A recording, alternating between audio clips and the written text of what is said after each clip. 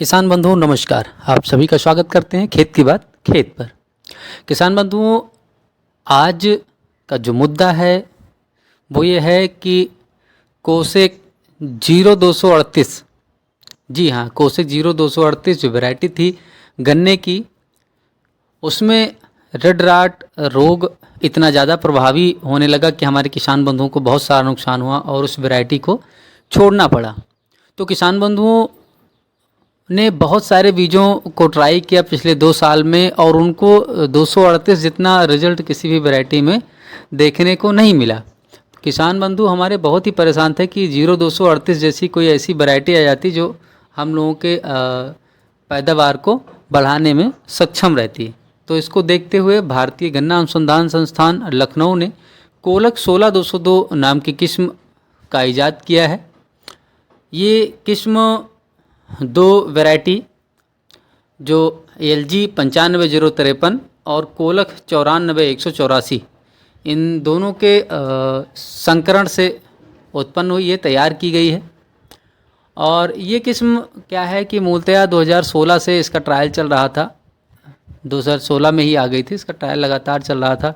ये आपके प्रदेश के विभिन्न चीनी मिलों के प्रक्षेत्र पर इसका ट्रायल हुआ है।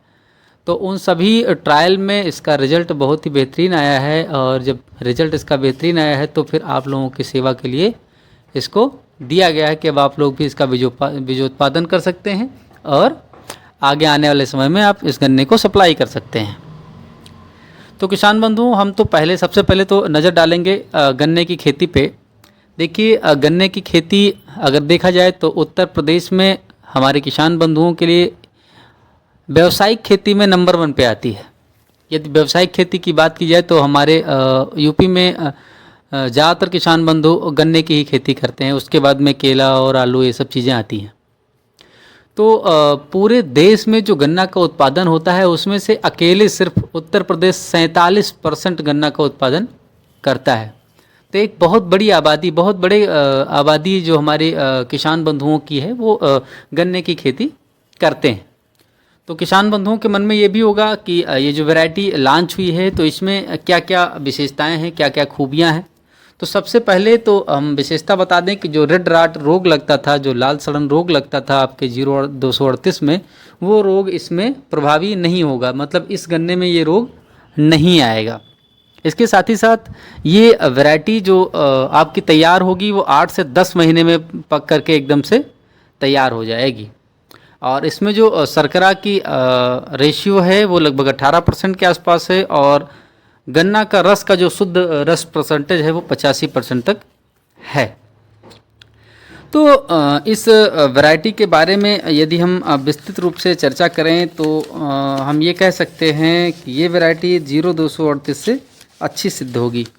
यदि हम तुलनात्मक अध्ययन करें 0238 और कोलक 16202 के बारे में, तो हमारे गन्ने की जो पैदावार होती थी 0238 में वो 90.76 टन प्रति हेक्टेयर होती थी और जो कोलक 16202 आई है इसका 93.22 टन प्रति हेक्टेयर उत्पादन है। यानी कि अगर हम देखें तो उत्पादन में भी इसके 9.16% की वृद्धि है।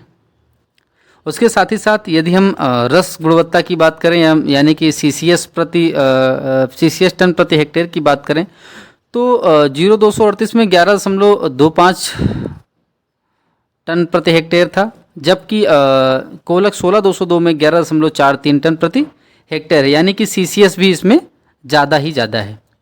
और यदि हम शर्करा की बात करें यानी चीनी की बात करें तो 0238 में 17.9% के आसपास की आपका जो कोलक 16202 है उसमें 17.74 ही है। यानी कि इसमें शर्करा थोड़ी सी कम है 0238 की अपेक्षा में। किसान बंधु ये भी सोचते हैं कि जैसे हम बुआरी की खेती करते हैं तो बुआरी में आपने बता दिया कि 9.16% की वृद्धि है, यानी कि पौधे में इतनी वृद्धि है।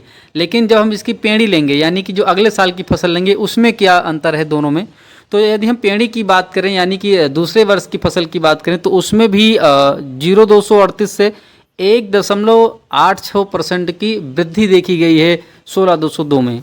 तो इसकी पेड़ी भी उस हिसाब से अच्छी होती है और इसका उत्पादन बहुत ही अच्छा होने वाला है।